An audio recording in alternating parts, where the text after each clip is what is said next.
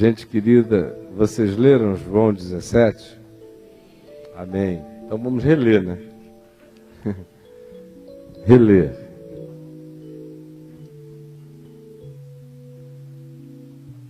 E agora, depois dessa viagem motelar, vamos acalmar o coração.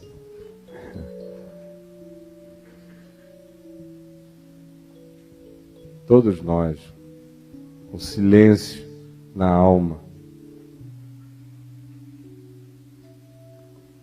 Aliás, antes de qualquer coisa, eu gostaria de ver o quanto nós nos incomodamos se fizermos silêncio absoluto. Tente fechar os seus olhos e não pensar em nada. Respire fundo.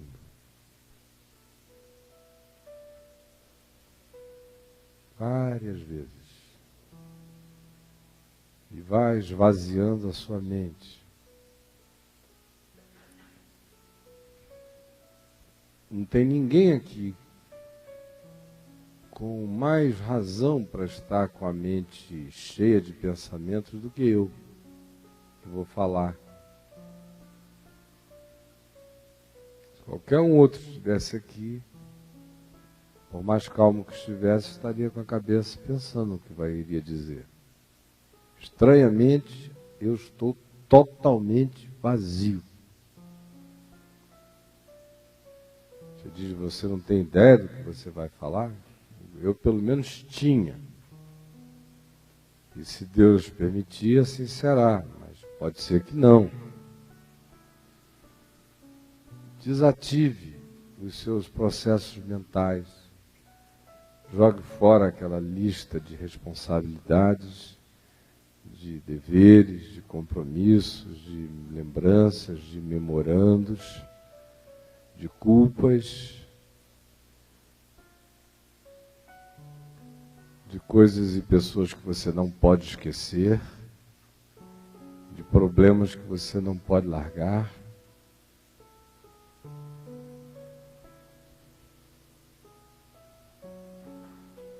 Aquiete-se e faça silêncio mental.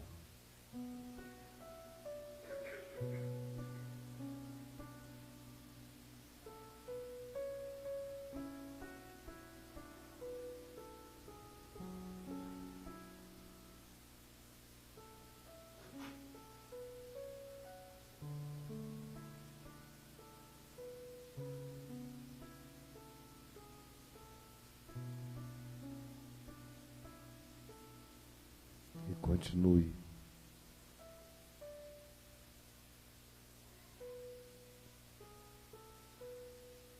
Tente mesmo esvaziar sua mente. Parar de pensar.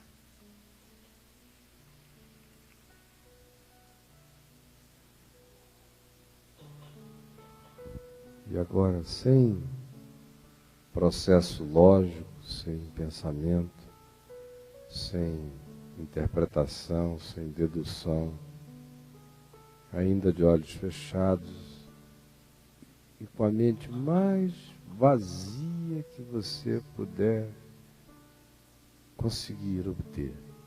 Apenas ouça. Tendo Jesus falado estas coisas, levantou os olhos ao céu e disse: Pai, é chegada a hora, glorifica a teu Filho, para que o Filho te glorifique a ti, assim como lhe conferiste autoridade sobre toda a carne, a fim de que ele conceda a vida eterna a todos os que lhe deste. E a vida eterna é esta, que te conheçam a ti, o único Deus verdadeiro, e a Jesus Cristo, a quem enviaste. Eu te glorifiquei na terra, consumando a obra que me confiaste para fazer. E agora, Glorifica-me, ó Pai, contigo mesmo, com a glória que eu tive junto de ti antes que houvesse mundo. Manifestei o teu nome aos homens que me deste do mundo.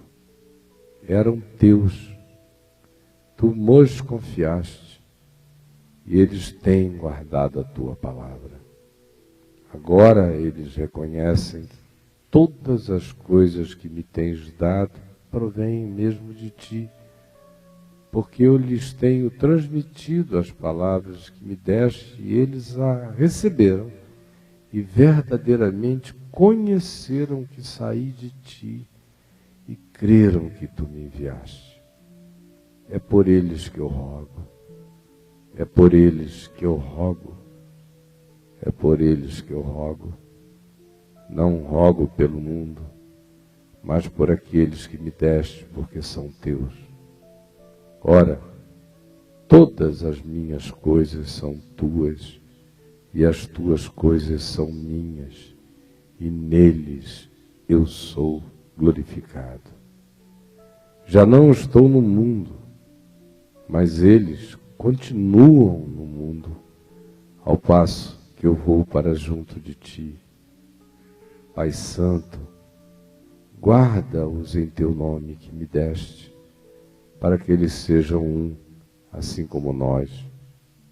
Quando eu estava com eles, guardava-os no teu nome que me deste, e protegi-os, e nenhum deles se perdeu, exceto o filho da perdição, para que se cumprisse a Escritura.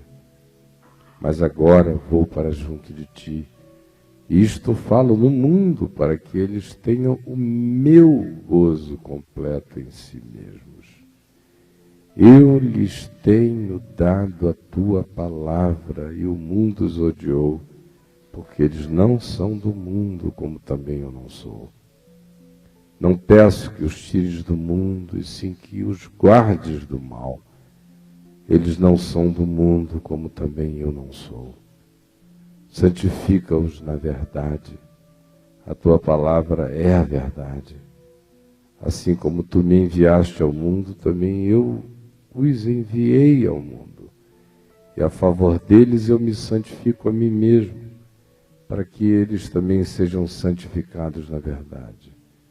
Não rogo somente por estes, mas também por aqueles que vierem a crer em mim por intermédio da sua palavra, a fim de que todos sejam um, como és tu em mim e eu em ti, também sejam eles em nós, para que o mundo creia que tu me enviaste. Eu lhes tenho transmitido a glória que me tens dado, para que sejam um, como nós o somos, eu neles e tu em mim, a fim de que sejam aperfeiçoados na unidade, para que o mundo conheça que tu me enviaste e os amaste, como também amaste a mim. Pai, a minha vontade é que onde eu estou estejam também comigo os que me deste, para que vejam a minha glória que me conferiste, porque me amaste antes da fundação do mundo. Pai justo, o mundo não te conheceu, eu porém te conheci, e também estes compreenderam que tu me enviaste. Eu lhes fiz conhecer o teu nome e ainda o farei conhecer, a fim de que o amor com que me amaste esteja neles, e eu neles esteja. Amém e amém. Podem assentar-se.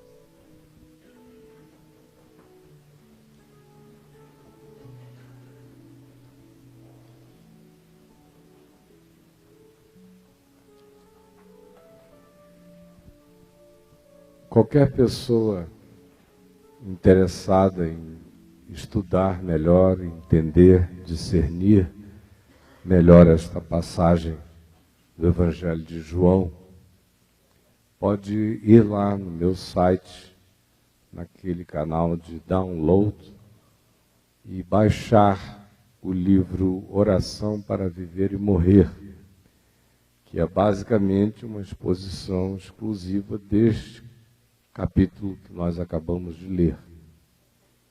Além disso, esse texto está sendo republicado, se eu não estou enganado, dentro de poucos dias e vai estar disponível também para leitura. Já está aí, Edivaldo? Já está lá. Então, fica o meu estímulo para que você que deseja entender o sentido geral do que está dito aqui, adquira este livro e o leia. Eu não tenho tempo aqui para falar de uma quantidade imensa de coisas que eu teria hoje para falar a respeito do que Jesus aqui orou. Muito mais, inclusive, do que está contido lá naquele livro. A vida vai passando e as percepções vão se simplificando e se aprofundando. Hoje, eu quero que você esqueça a preocupação com a compreensão de coisa por coisa do que aqui esteja dito e se concentre apenas num dos aspectos relacionados ao que Jesus ensinou. Numa variedade imensa de temas, há um a partir do qual todos os outros constelam-se, ajuntam-se, gravitam, orbitam, encontram o seu próprio significado. E que tema é este? Que questão é essa que subjaz na base de tudo que Jesus orou, disse e afirmou? O que de fato é posto de saída para nós, que não estamos escravos à letra nem do que Jesus disse, porque até as palavras de Jesus, se virarem apenas letras para serem compreendidas, tornam-se tão mortas quanto qualquer outras palavras da lei, mais pesada e mais perversa.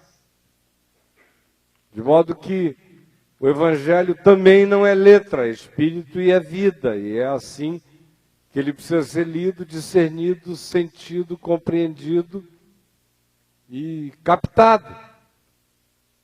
E o cerne do que está aqui dito,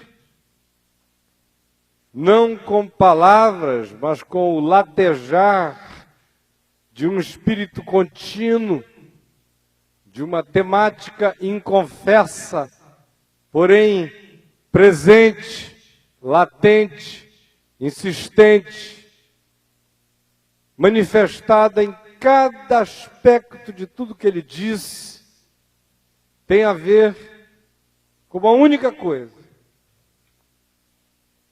o que de fato é sentido, o que de fato tem significado, o que de fato significa, o que de fato é, o que de fato vale, o que de fato importa, o que de fato interessa a Deus. Porque nós nos reunimos supostamente em torno dos interesses de Deus. Passamos a vida inteira como pessoas em busca dos interesses de Deus. Ficamos doentes pela obsessão curiosa de desejarmos saber qual é a vontade de Deus para a nossa vida.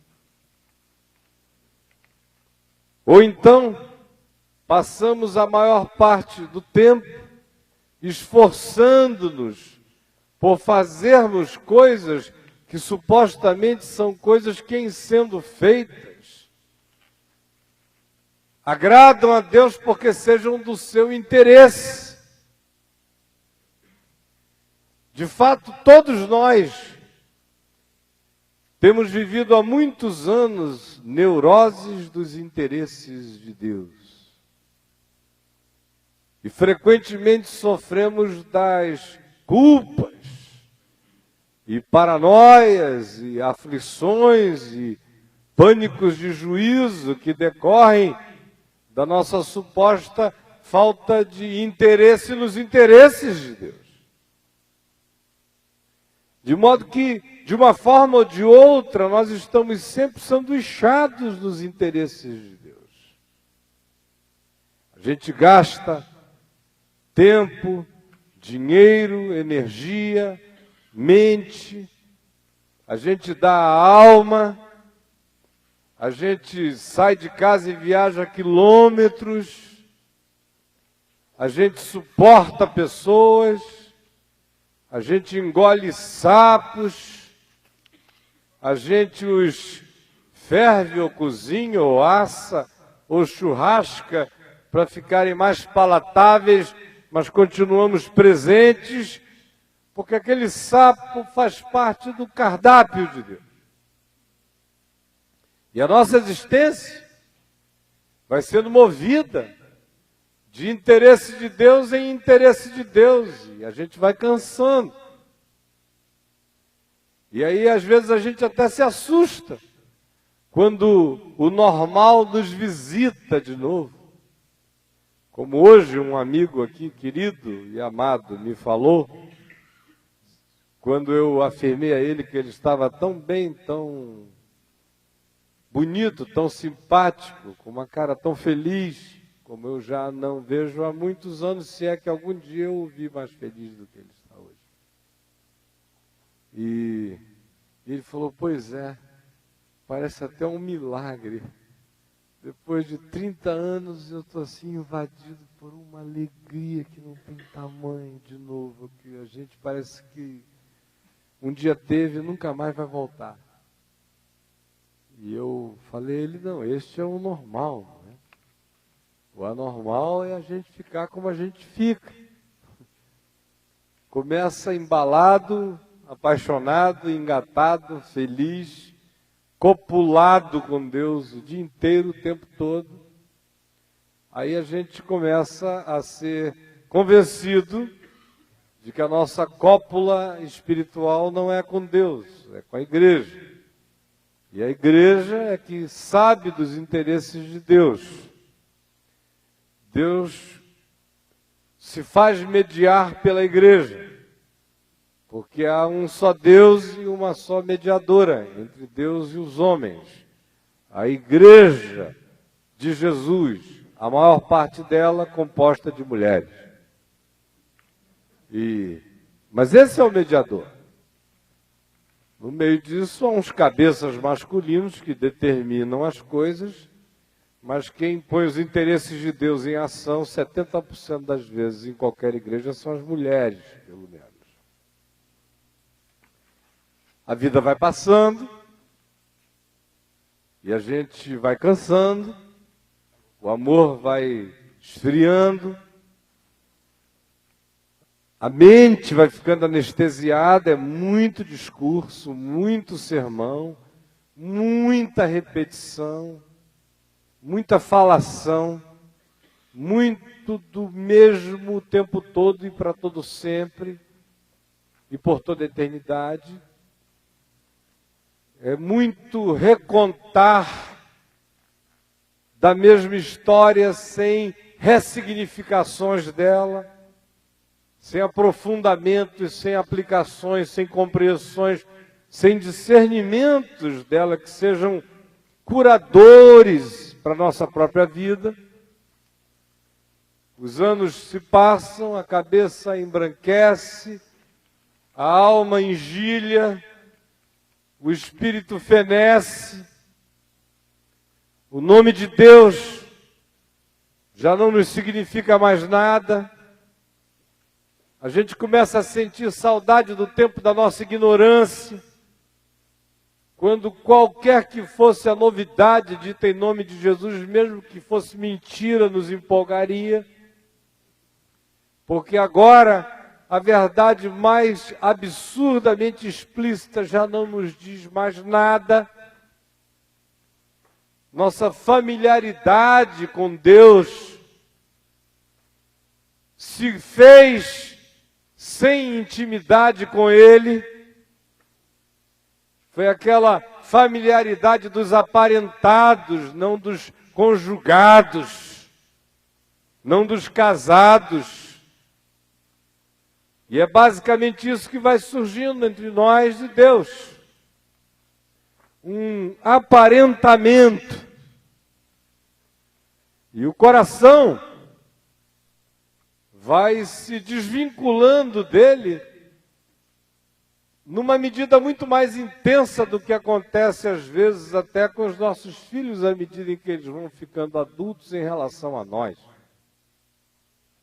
Quando eles são pequenininhos, a gente os adula e cheira e brinca e rola e disciplina, curte, e a expressão de liberdade é enorme. À medida em que eles vão ficando mais adultos, nós vamos nos tornando mais graves com eles e depois não entendemos por que de certo tempo em diante eles vão ficando cada vez mais graves com a gente. E também porque depois de um certo tempo eles começam a nos tratarem de um modo absolutamente detestável. Que provavelmente tenha sido o modo como nós os tratamos quando os julgamos imbecis em algum tempo da nossa vida. Eles agora, cheios de vigor e nos vendo fragilizados, enxergando com nitidez e nos vendo esboroados, com disposição de pular e sair e correr, e nos vendo dizendo, não sei se eu aguento não, imaginam que com tal fragilidade tenha nos batido um ataque de estupidez total. E aí começam a nos tratar de maneira imbecilizada. E com Deus é mais ou menos a mesma coisa que acontece. As nossas infâncias espirituais carregam as nossas melhores memórias em relação à nossa vida com Deus. E se você quiser avaliar o significado do seu estado de dormência, de perdição emocional, afetiva, psicológica, de caráter, de vontade, de compromisso, de raiz, de determinação, de desejo sólido no ser em relação à palavra e à vontade de Deus, não precisa fazer grandes exercícios. Apenas lembre, pense, veja, verifique agora, aqui mesmo. A quantidade enorme de coisas acerca de Jesus, do Evangelho, do Reino de Deus, da vontade de Deus que você tem ouvido, e que há 30 anos atrás teriam revolucionado você e virado você ao contrário, puxado suas vísceras pela boca. Mas agora já não lhe dizem mais nada. Você só as escreve para repeti-las a outros. Você apenas as memoriza, para que afinal de contas alguma coisa nessa vinda aqui seja uma reciclagem. Você apenas as guarda, ou até tenta aprender o modo de dizê-las, para ver se alguma coisa efetiva e eficaz se origina de você a partir daí no seu mundo, no seu ambiente. Mas impacto mesmo, importância mesmo, significado mesmo. Nós todos sabemos que com o passar do tempo, parece que estranha e contraditoriamente ele vai se esvaziando e se diminuindo dentro de nós. Isso nos remete para a questão essencial do texto que nós lemos. O que tem significado e o que não tem significado? Será que nós ficamos assim por causa de uma overdose de significado espiritual?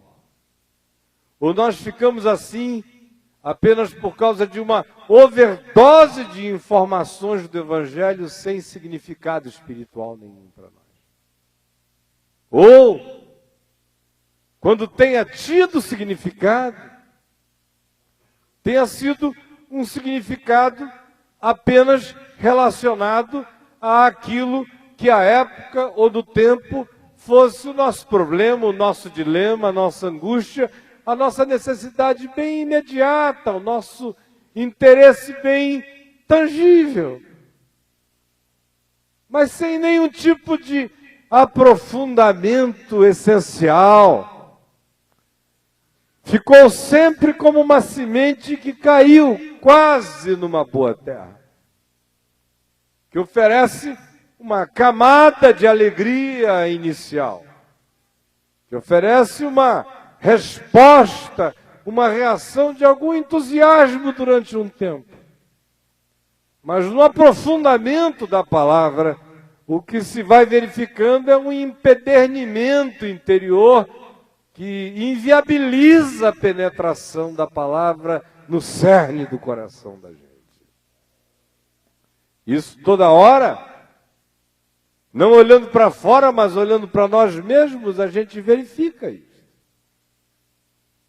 Quem tiver a honestidade suficiente de fazer uma viagem, não pela sua vida inteira, apenas pelo ano passado, se você desejar, ou apenas pelos primeiros 6 meses deste ano de 2009, você vai ver a ciclotimia dos seus significados, dos seus sentidos, das coisas que num determinado dia tiveram importância capital e no dia seguinte pareciam ter estado esvaziadas de sentido.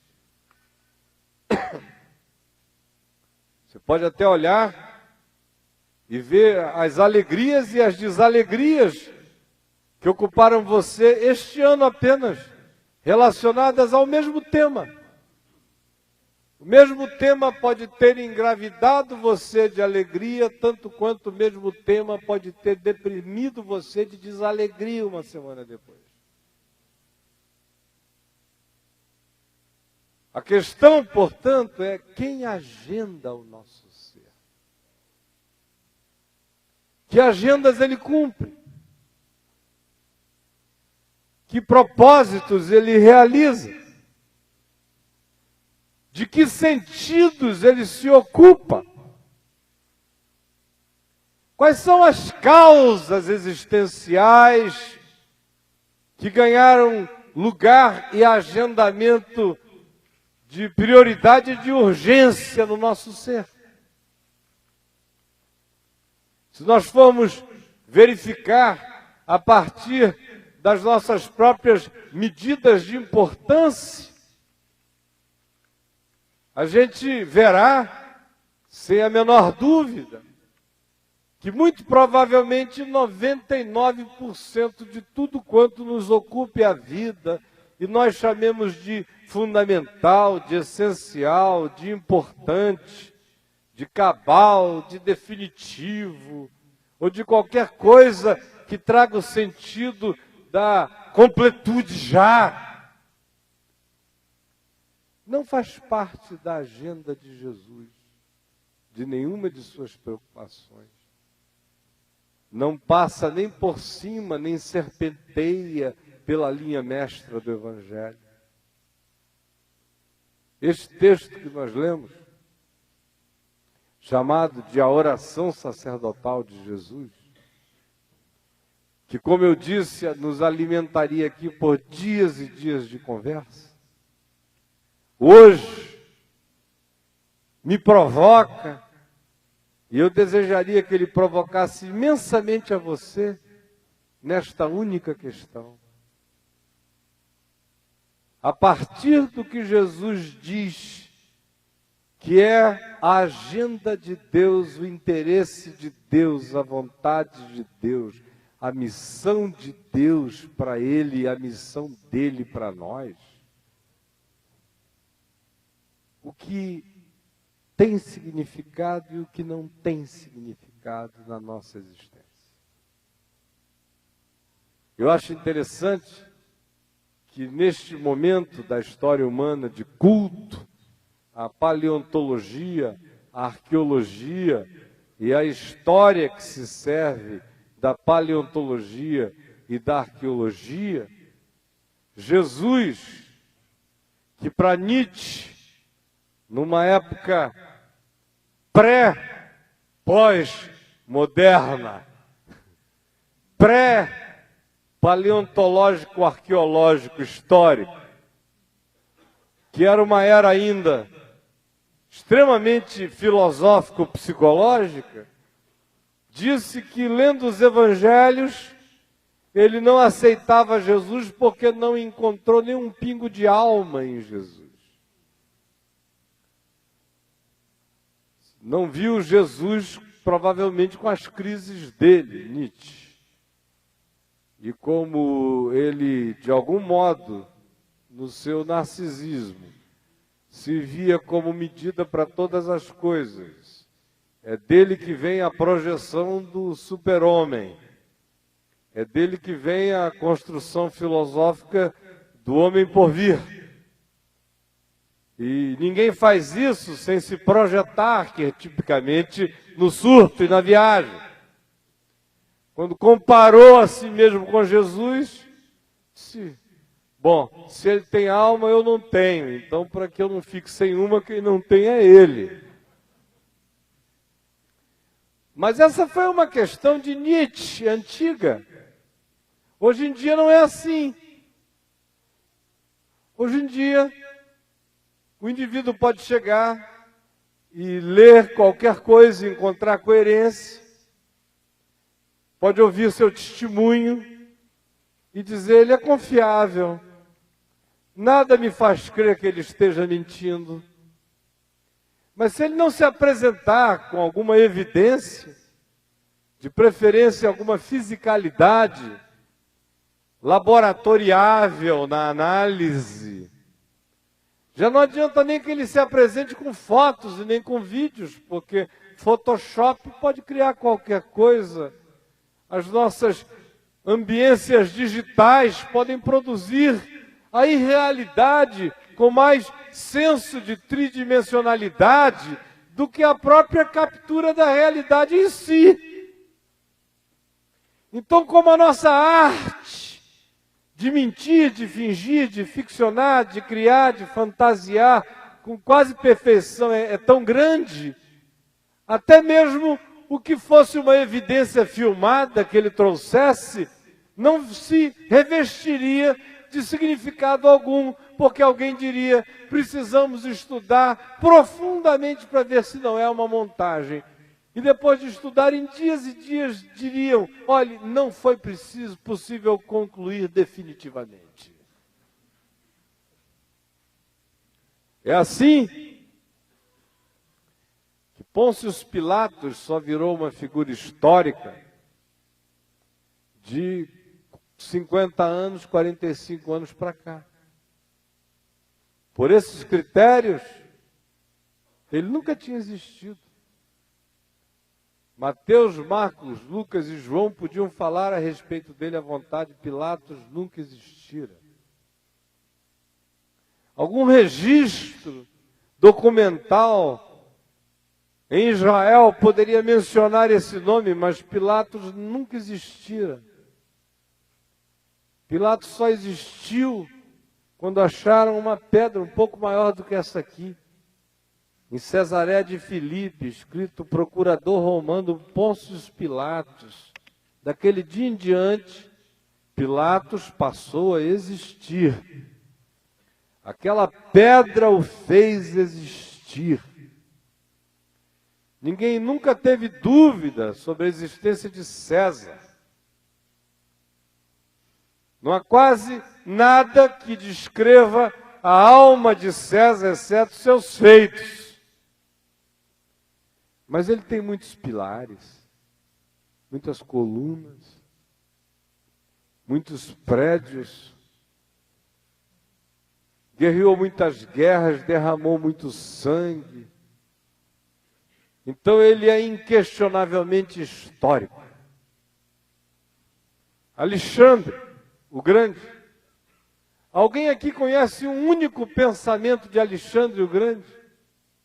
A não ser esse: eu sou o grande.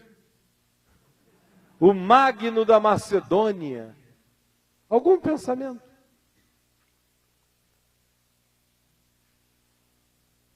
Mas a gente sabe que em 13 anos ele conquistou a terra conhecida. Da África aos extremos da Índia. Ele é histórico.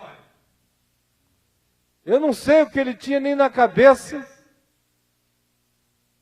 nem no rabo, mas ele é histórico. Porque eu sei o que ele tinha na mão, uma espada. E eu sei que pela força daquela espada, ele matou tanta gente, dominou tantos povos, que o grito universal diz que ele é histórico. E mais do que isso, ele não só construiu muitas coisas, mas uma cidade foi erguida ao seu próprio nome, no litoral mediterrâneo norte do Egito, Alexandria. Ele é histórico. Herodes o Grande é histórico. Foi um dos maiores arquitetos e construtores da história humana. Você pode listá-lo entre os 5 maiores, sem medo. Massada, Megido, o Heródion, o Templo de Jerusalém, a Cesareia Marítima, as construções de Asquelon e de muitos outros lugares na terra de Israel dão testemunho da grandiosidade, divisão arquitetônica, militar, da minuciosidade matemática, física, da dedicação obstinada do indivíduo àquelas construções acerca das quais os próprios discípulos de Jesus disseram: mestre, olha, que pedras, que construções. De Herodes. Ele é a história. A gente sabe algumas coisas dele. Ele amava muito a mulher dele, chamada Miriam. Amava mais aquele amor da cabeça de baixo do que da de cima. Amava tão loucamente que a matou. Para que ela não fizesse parte de uma conspiração contra ele. Matou o cunhado, afogado. Matou filhos. Matou a parentela. Matou a todos os que tenham aparecido com algum tipo de brilho que na mente paranoica dele lhe sugerisse a ideia de que poderia ser um possível ocupador da sua própria posição. Ele é histórico. Mas Jesus não.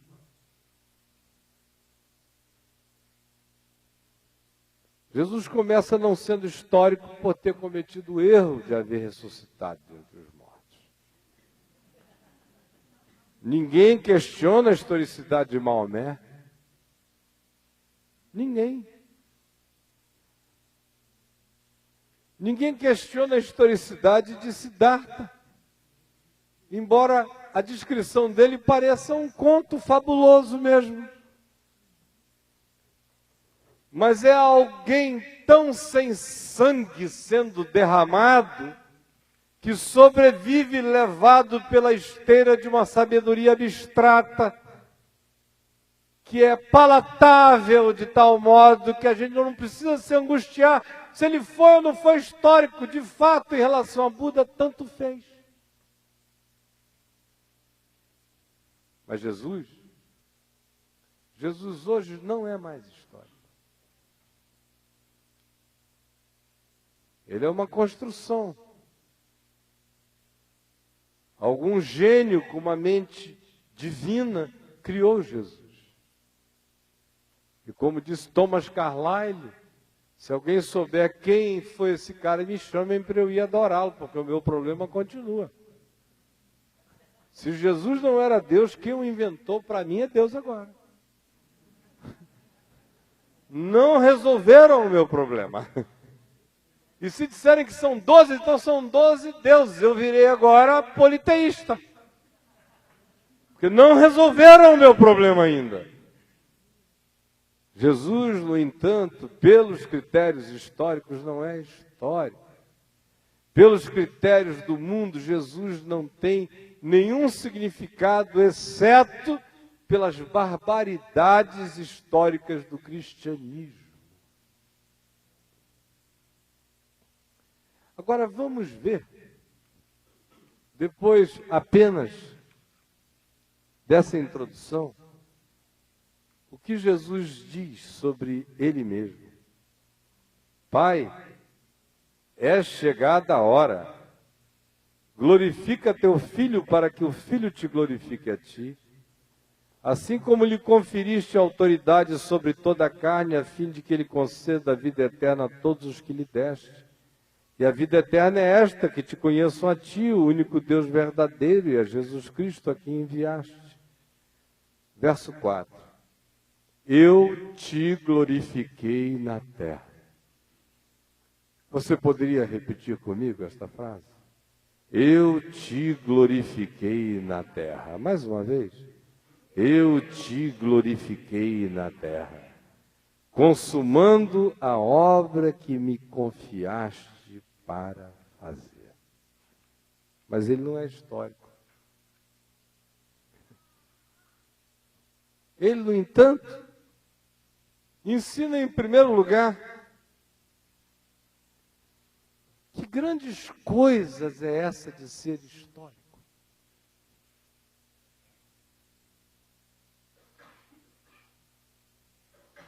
33 anos de vida, 92% do tempo no anonimato, pulindo madeira, enfiando prego em tábuas, aplanando, serrando, limando, montando, embutindo, medindo. Quanto é que deu mesmo, papai? 3 por 23? Tá bom. Ou qualquer que fosse a medida usada na regularidade daqueles mensuramentos. Não fez nenhuma cadeira para ele. Podia ter pelo menos feito uma cadeira para ele. Os apóstolos podiam se revezar carregando a cadeira de Jesus. Afinal de contas, ele não comprou, não explorou ninguém, tirou a madeira, fez. Podia levar de vez em quando, já um treino para a cruz mesmo, né? Tome a sua cadeira e siga-me. Mas vamos. Ele não fez nenhuma cadeira, nenhuma mesa. Não fez nenhuma casa. Não levou os discípulos a lugar nenhum em Nazaré para dizer, olha só, vede esta casa que eu fiz. Contemplem essa caixinha. Fiz para minha mãe Maria. Com tantos engastes e beleza. Ele não diz absolutamente nada sobre coisa nenhuma a esse respeito. Escribas, escrivãos, historiadores ambulantes, todos os rabinos de meia tigela nos dias dele tinham os seus. Fazia parte do processo anotar todas as besteiras do rabi. Ele diz, não percam tempo com isso. Se vocês ficarem trabalhando, escrevendo o que eu estou dizendo, não será inscrito em vocês. Não se diz que ninguém andava anotando.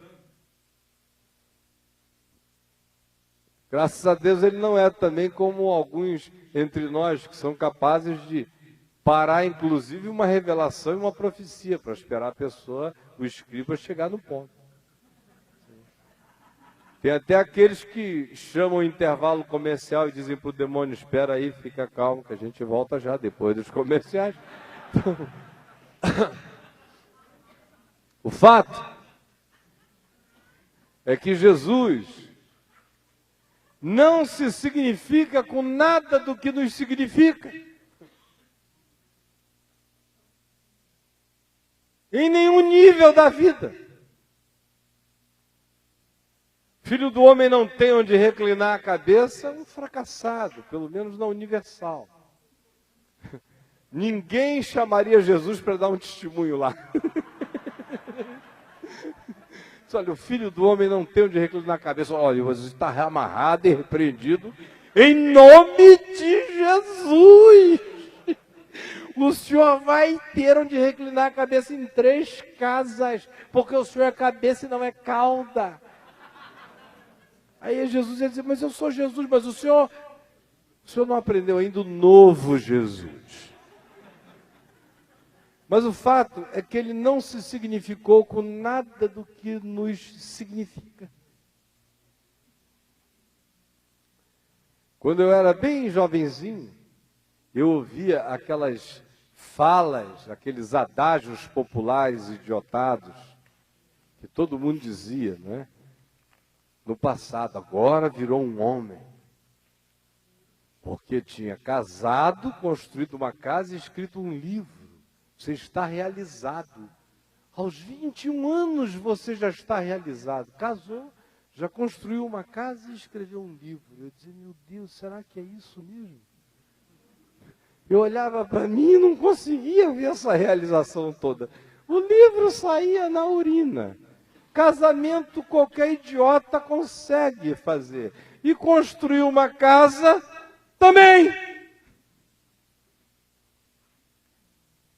Mas quase que me disseram, você já pode morrer, meu filho. Você conseguiu. Aí você vai vendo quais são os outros elementos que nos significam. Além desses. Obviamente que o mundo afetivo é um dos que logo aparecem com necessidade de significação visceral. E a gente contribui perversamente para a criação de significações fantasiosas nos outros o tempo todo. Quando a gente vê uma menina bonita, considerada linda, sozinha, a gente diz, ai, que pena, está sozinha. Que pena porcaria nenhuma. Que pena às vezes é quando eu vejo ela ali mal acompanhada, sendo beijada e chupada pelo diabo. E ninguém diz que pena.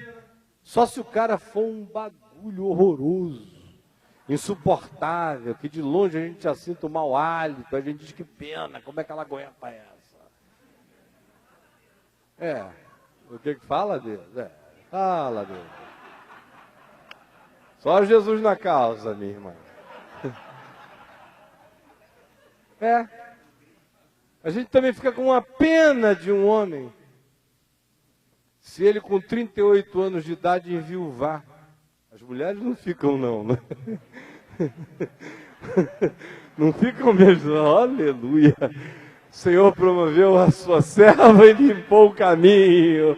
Aleluia. Glória a Deus.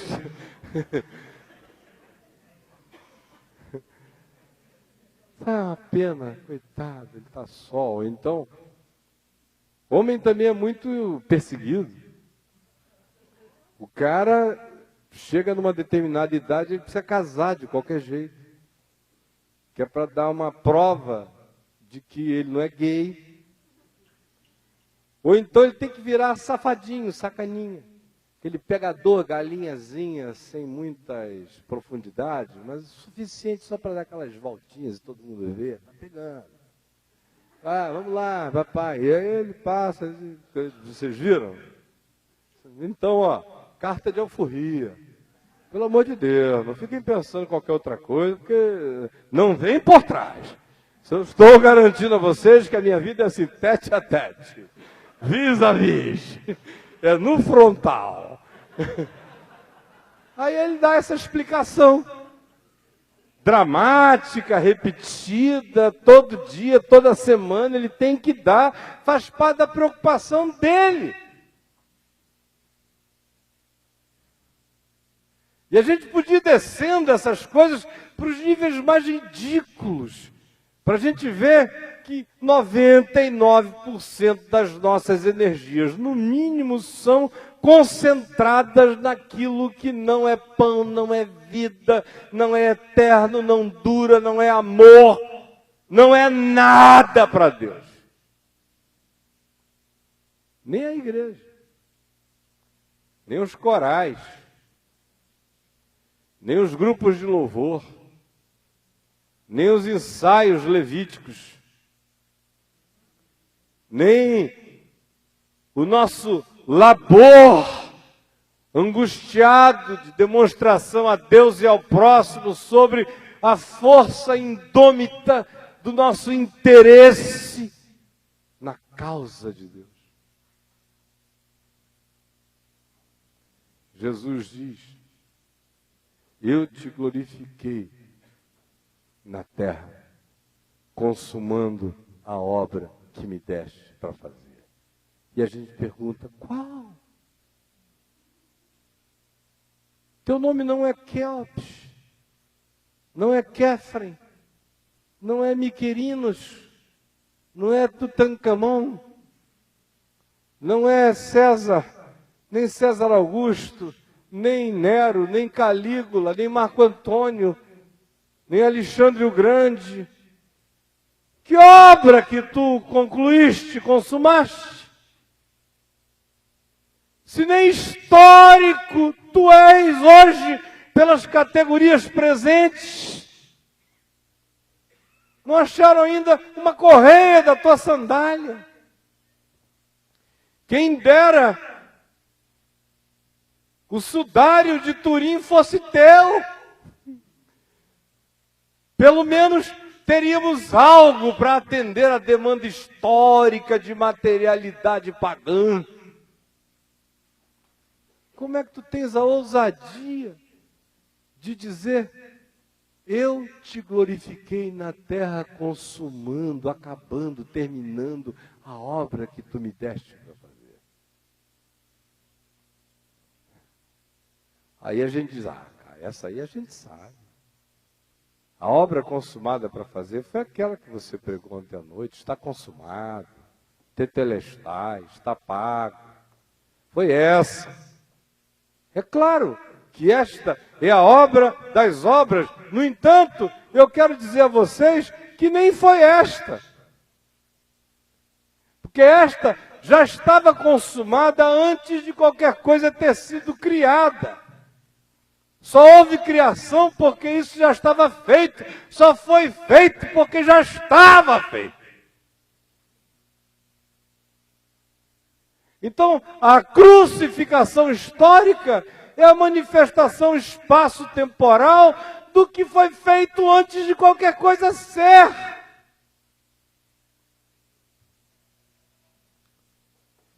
E se nós tivéssemos que ser literais, ele não poderia nem ter falado o que falou na hora em que o disse. Porque ele teria que dizer daqui a 3 dias: então, Pai, eu concluirei a obra que tu me deste para fazer, quando eu bradar do alto da cruz: está consumado. Não. Ele diz: eu te glorifiquei na terra, põe tudo no passado, consumando a obra que tu me deste para fazer.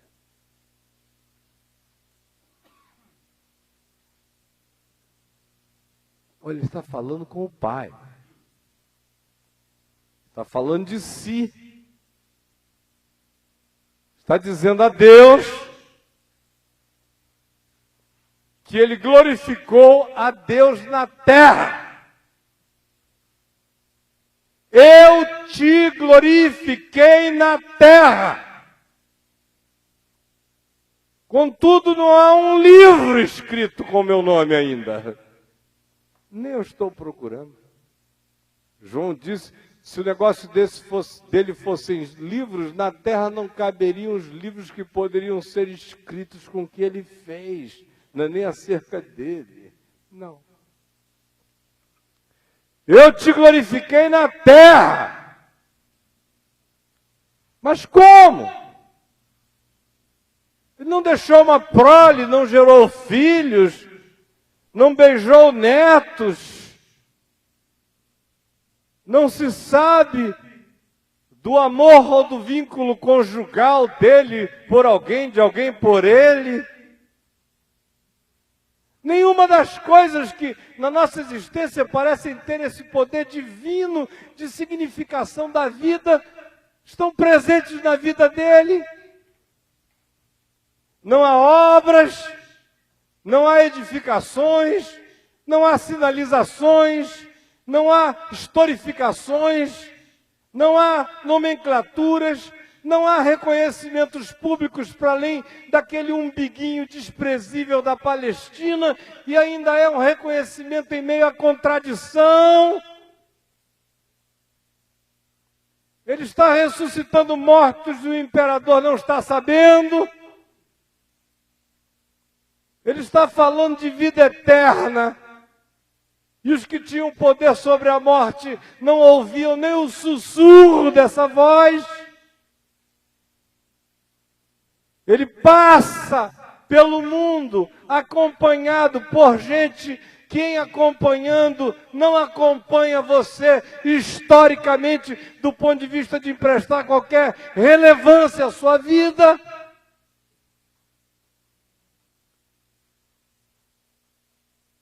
E escolhe para que fossem testemunhas dele pessoas que ninguém com bom senso, nenhum advogado de defesa de causa nenhuma, escolheria ou aceitaria a nomeação por falta de credibilidade mental, emocional, cultural, intelectual, histórica, política, cidadã, social e econômica.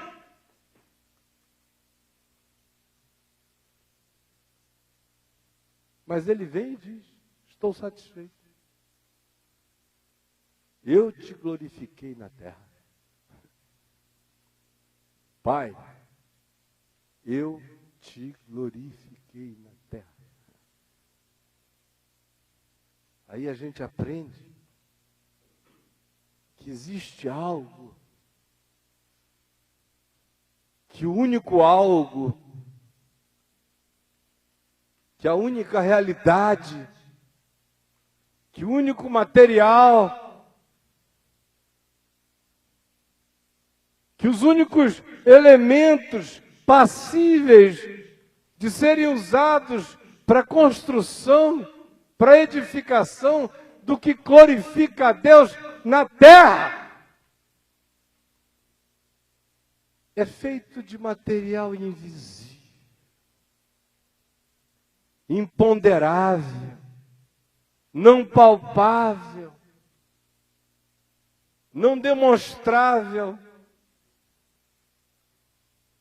Abre o mar, mas não deixa um vestígio.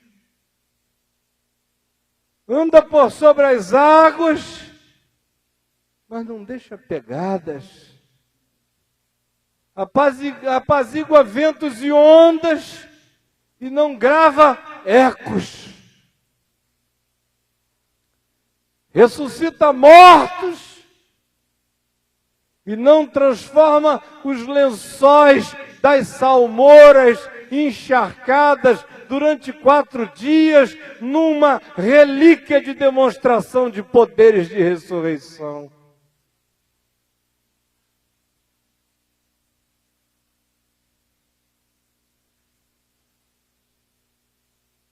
A única coisa que ele diz sobre a história futura, com categorias históricas presentes, é quando, no meio da noite,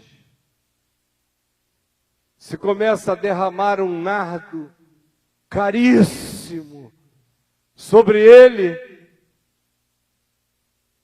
e logo Judas o questiona, dizendo: isso é muito caro, não era melhor economizar esse perfume, esse extrato caríssimo, e vender para apurar dinheiro para nossa ONG de Jesus de Nazaré, para darmos dinheiro aos pobres?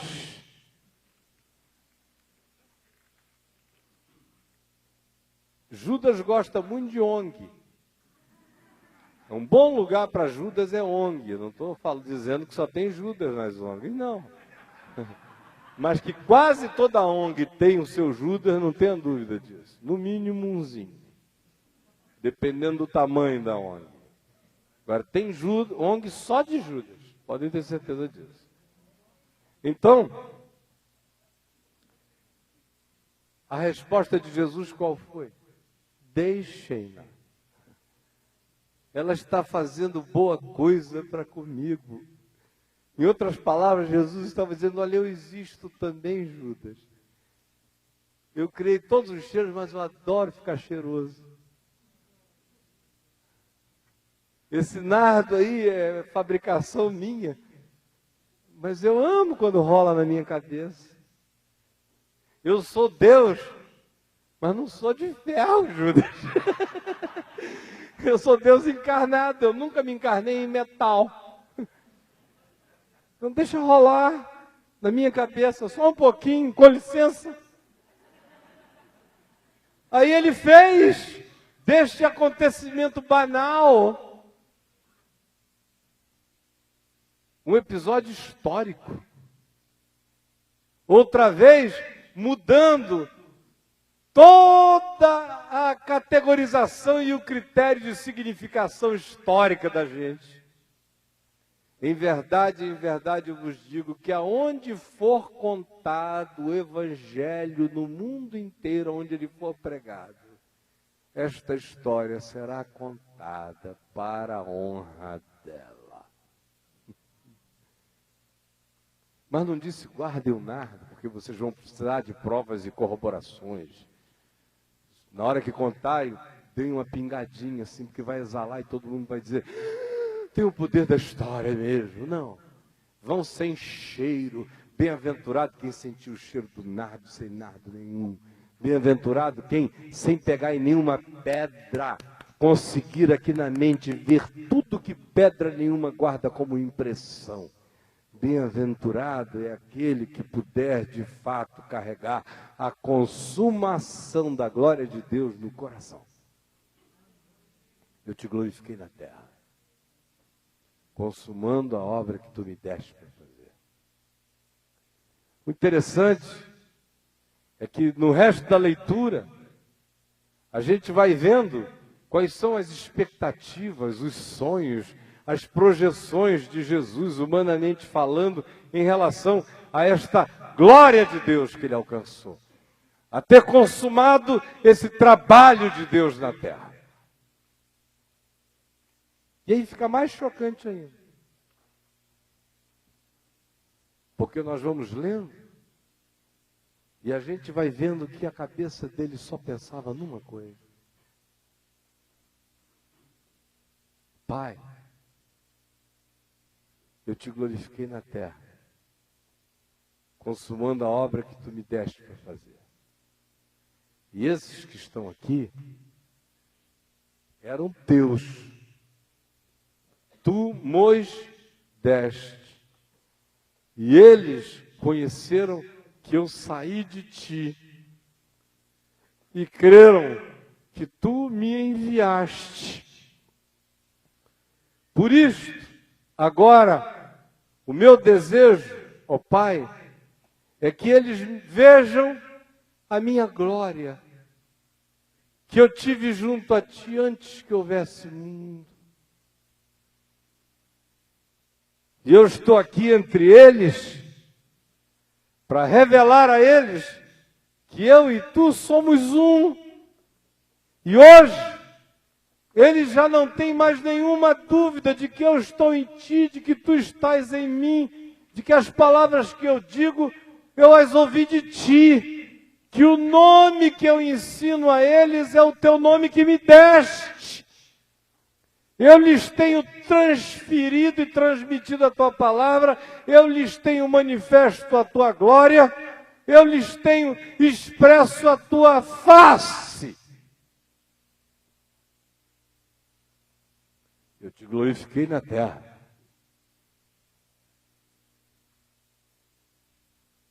Porque o mundo nunca soube, nunca saberá, nunca quererá saber Mas esses que eram teus e tu os destes, e que me conheceram, e que discerniram que eu saí de ti, que tu estás em mim, que estou em ti, e que creram em mim, que é também por eles que eu rogo e peço, não pelo mundo inteiro, mas por estes. Nesses, eu te glorifiquei na terra, consumando a obra que tu me deste para fazer. E agora, ó Pai, eu peço que assim como tu és em mim e eu em ti, sejam eles em nós. E agora eu peço que o processo que se instale seja este. Meu trabalho todo foi fazer esta viagem para esse dia, para esta hora. Chegou a hora, Pai.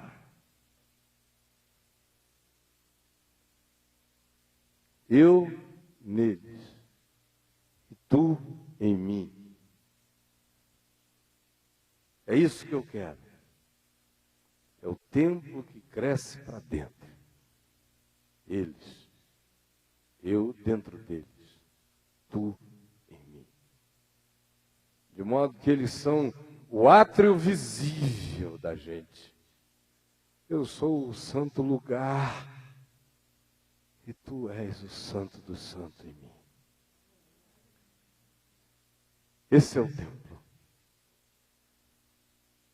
Eu neles e tu em mim. Esta é a edificação. Não é nenhuma pirâmide, nenhuma torre, nenhum obelisco, nenhuma catedral. A minha glória é esta. É sumir dentro deles. É desaparecer dentro deles. É acabar com Deus do lado de fora, enfiar Deus dentro do homem. Eu te glorifiquei na terra.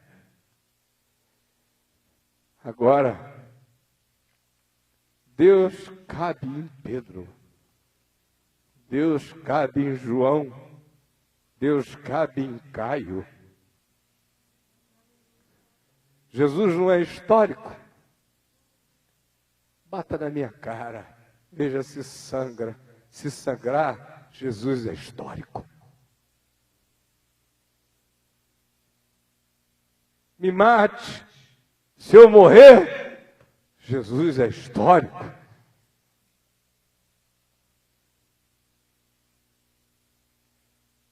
Que a obra de Jesus, me desculpem, mas sou eu. Sou eu. Sou eu. Eu te glorifiquei na terra, consumando a obra que tu me confiaste a fazer. Era construir o templo de Ezequiel, o templo impossível de ser erguido por mãos de Herodes, o templo que cresce para dentro.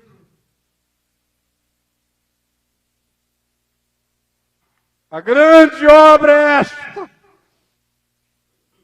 E eu consumei. Eu neles e tu em mim.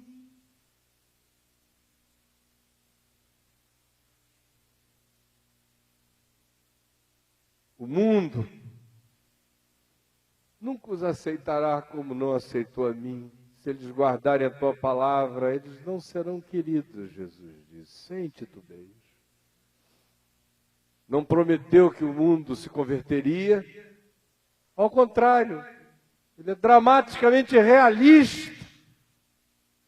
Chega a dizer, é por eles que eu rogo, não rogo pelo mundo, mas por estes que do mundo tu me deste, porque são teus. E aí chega e afirma, Pai, se essa construção acontecer dentro deles, eu neles e tu em mim, e eles virarem a minha história, a minha cara, eu verei o fruto do penoso trabalho da minha alma e ficarei satisfeito. É a única história que eu quero de glória na terra. Glorifica o teu filho, para que o filho te glorifique a ti. A minha autoridade, a minha obra consumada, a minha alegria é conferir vida eterna aos que me deste. É construir esses templos vivos. É por isso que eu digo a eles: convém-vos que eu vá. Porque se eu for, eu volto. Não para as imediações, eu volto para dentro. E eu volto carregado.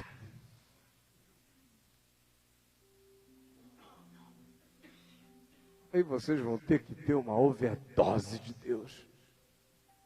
Eu em vocês, e o Pai em mim, e vocês em nós, para que o mundo creia que tu me enviaste.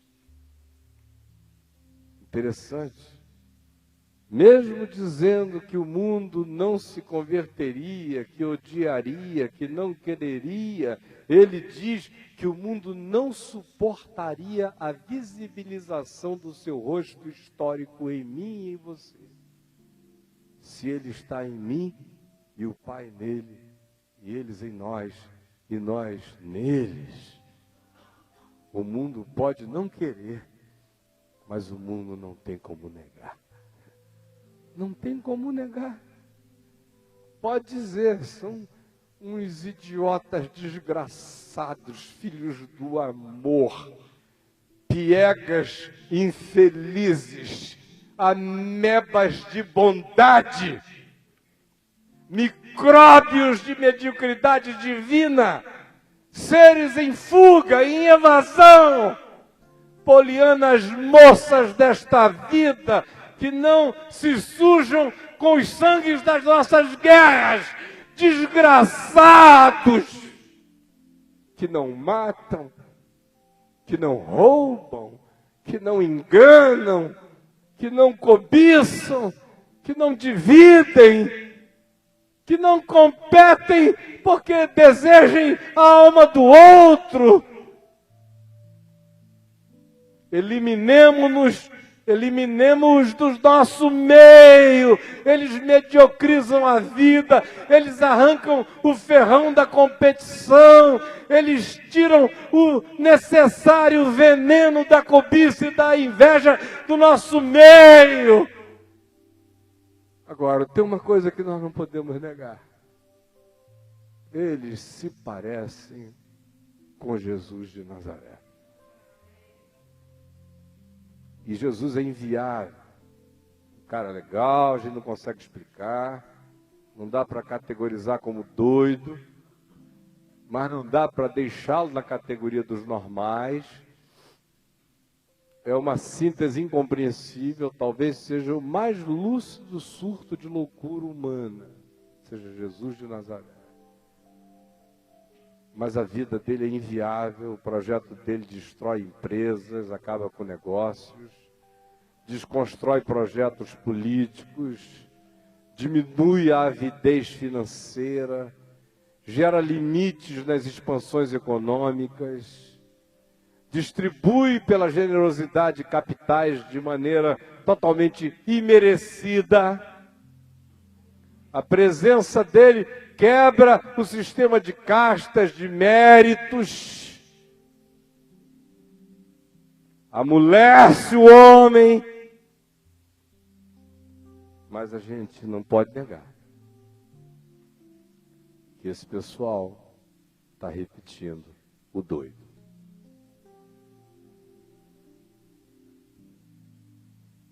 Essa é a única obra que interessa a ele e ao Pai.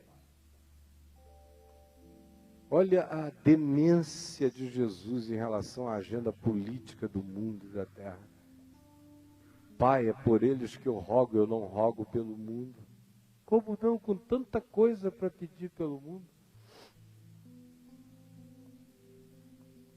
Ele ora pelo que é essencial, pela única coisa que vale. Quando ele disse, passará o céu e a terra, mas as minhas palavras não passarão, ele estava falando que é verdade. A terra está aqui há 4,5 bilhões de anos. Se não acontecesse mais nada, só no fluxo natural, se nenhum cometa batesse, nenhum meteoro, nenhuma desgraça, se a máquina de calor de magma interna não resfriasse como resfriará um dia, e a Terra se tornará totalmente vazia e sem vida, se não houvesse esperança de novo céu e nova terra, ela ficaria mais 4 bilhões de anos aqui e se extinguiria. Ela tem fim, o Sol tem fim, tudo tem fim.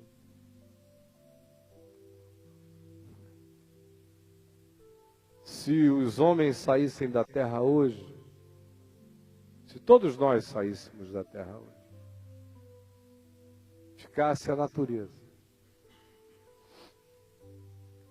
no máximo 200, 250 anos, o Empire State Building estaria todo no chão.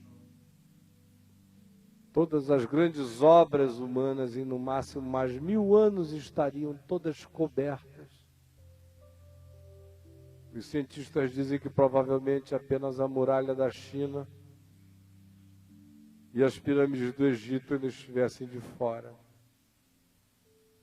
Mas em mais alguns milhares de anos, apesar do ambiente desértico, seco, que ajuda a preservar as estruturas, até as próprias pirâmides vão virar poeira. Não vai ficar nada. Se o mundo que importa é o mundo que a gente diz que importa, a notícia que eu tenho a dizer a você é que não vai ficar nada. Nem da Terra, nem do Sol, nem da Lua, nem de você, nem de mim, nem de porcaria nenhuma. Não vai ficar nada, vezes nada. Aquilo ao que você se dedica. O que é? Hoje de manhã, lá naquele motel, tomando um banho, eu fiquei pensando nas camadas e camadas e camadas de vida que já passaram por aquele lugar. Não pelo motel, né? E depois que o motel começou ali, não dá para competir, né? A rotatividade é grande. É muita vida passando por ali. Eu estava me referindo a layers, a camada mesmo de vida, paleontologia, ao que já passou por ali. Eu fiquei imaginando, 3 bilhões de anos atrás, aquele lugar, e vim numa contagem regressiva, e tal, e tal, e tal, e tal. Quanta coisa. Aí fiquei depois olhando aqueles prédios ali em volta. Quanta gente armando, quanta maquinação, quanta cochicho, então me pega, a gente vai lá, tá, não, mas ninguém pode saber, ouvindo aquelas vozes todas em volta de mim.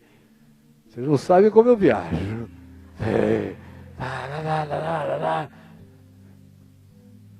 Aí, depois de um tempo, minha mente se encheu daquele monte de sepulturas. E depois de um tempo, os netos já não sabem mais nem o nome dos avós hoje em dia. Quem é esse aqui mesmo, hein? Ah, foi seu avô fulano de tal. Foi casado com a sua avó. Foi o primeiro marido dela, agora já está no terceiro. Aí é uma tanta confusão na cabeça. Aí ninguém conta mais história de ninguém para ninguém, ninguém tem mais história, no máximo é foto. Outro dia o Habib estava falando lá no programa Papo de Graça, que uma criança chega aí com 10 anos de idade, hoje em dia, com uma média de 8 a 10 mil fotos digitais tiradas. Eu, até os meus 10 anos de idade, se vocês conseguirem reunir 20, 30 fotos minhas, já vai ser um achado. Agora, essas crianças que têm 10 mil fotos não têm nenhuma história dentro nem fora. Eu não tenho quase foto nenhuma, mas eu morro de te contar a história até o fim da vida. O que eu estou dizendo? O que eu estou dizendo a você é que o interesse do Pai, que é o interesse de Jesus, que é colocar-se em mim e Deus nele, e eles em nós e nós nele, que é criar essa conjugalidade, essa cópula eterna, essa comunhão entre nós e ele, é maior do que todos os mundos e todos os universos, porque todas as coisas vão passar, mas eu nele vivo eternamente. Eu te glorifiquei na terra, consumando a obra que tu me deste para fazer. A autoridade é esta, é conceder vida eterna a todos os que me deste. Vida eterna, gente, é Deus vivendo em mim. É o Filho em mim, é o Pai no Filho, sou eu nele. Vida eterna é se tornar esse templo infinito para dentro. Esta é a obra que ele consumou na terra. Este era o desejo dele de glória na terra, realizar Deus nos homens. Só para concluir. Se esse é o desejo dos desejos de Deus, eu pergunto a você 3 coisas. A primeira, por que você tem investido toda a sua energia no que não gera a glória de Deus na terra? Isso não tem a ver com construir nada fora de você. Tem a ver em se oferecer para ser a construção. Segunda pergunta. Se você sabe que o interesse único, o princípio essencial, sem qual todas as demais coisas são desnecessárias, tolas, é este de Deus se parir em nós eternamente. Então, por que essa dedicação de energia àquilo que não gera e não produz nada de bem de Deus nesta vida? Não é para parar de trabalhar, nem de rir, nem de viver. Mas cada coisa tem que ter o seu tamanho. Cada coisa tem que ter o seu lugar. A gente vive de pão, mas nem só de pão. A gente tem que viver de tudo aquilo que a gente, sem o que, não consegue viver. A terceira questão é, se é assim, por que você se ofende tanto, se magoa tanto, se rejeita tanto, se desconstrói tanto, se minimiza tanto, se aniquila tanto, se despropositua tanto na existência, em razão de que não alcançou o que deveria ser alcançado, não atingiu os níveis da proposta, não pontuou os níveis da pontuação, não gabaritou os níveis do gabarito, não conseguiu as imposições do que está imposto.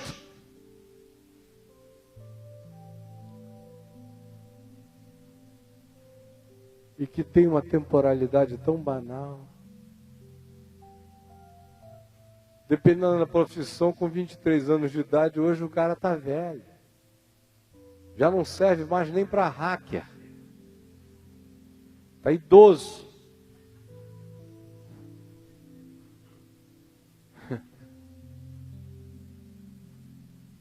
A gente vai acompanhando o caminho humano e vai vendo o esforço que as pessoas vão fazendo para se ressignificar na roda. Ressignificar. Aí dá daqueles vazios. Ai, como é que você está assim? Eu estou no limbo. Eu estou no limbo. Aí você diz, coitado, Se perdeu de Deus, deve estar vagando no espaço. Não, estou sem mulher, estou sem homem, estou sem um número suficiente de amigos. Estou me sentindo mal, afinal de contas, né? Quem é que não vive de um reconhecimento?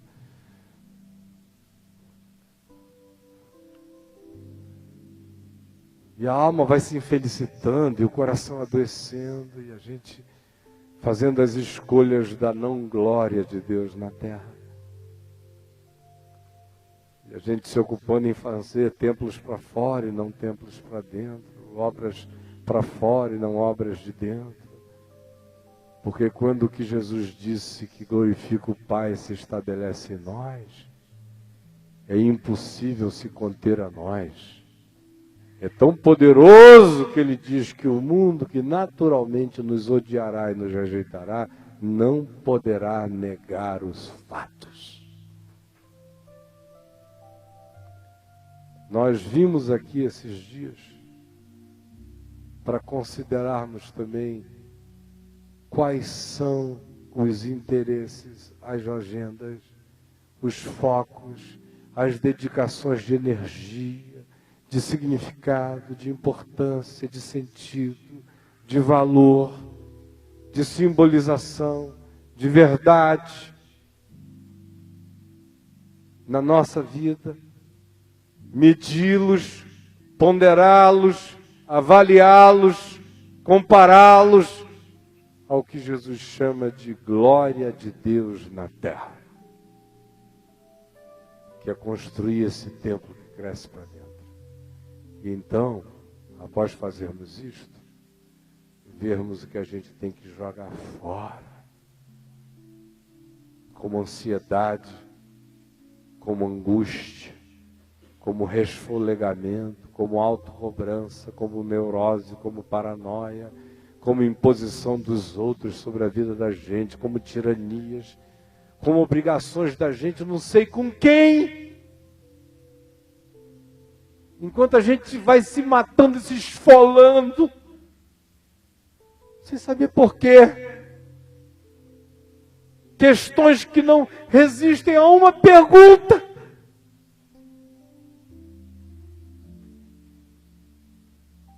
Era isso que eu queria dizer hoje à noite. E está dito.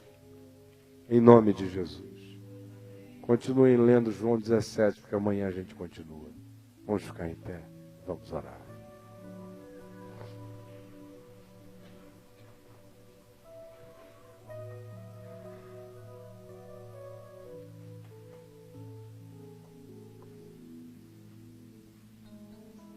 Alguém aqui entre nós que gostaria muito mesmo de erguer a voz em oração a propósito do que ouviu, se desejar, faça isto agora.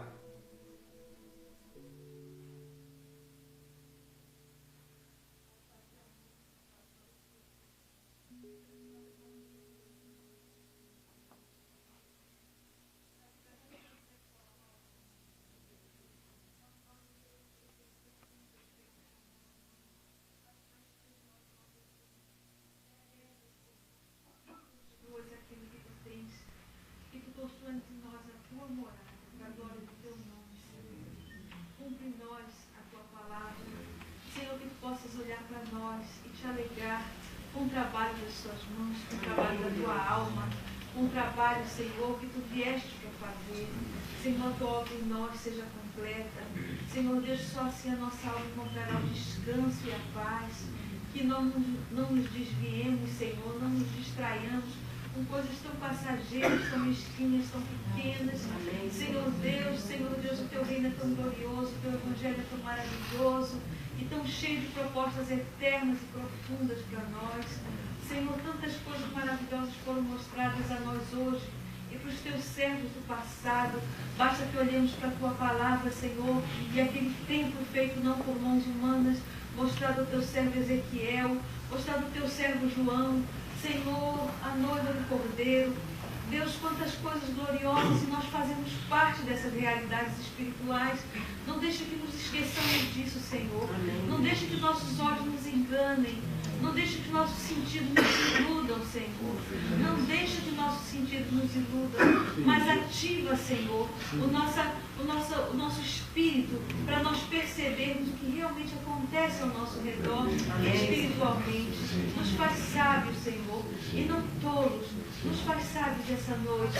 Muito obrigado pela tua palavra, palavra de sabedoria sobre as nossas vidas. Em nome de Jesus. Em nome de Jesus. Amém. Podem sentar-se.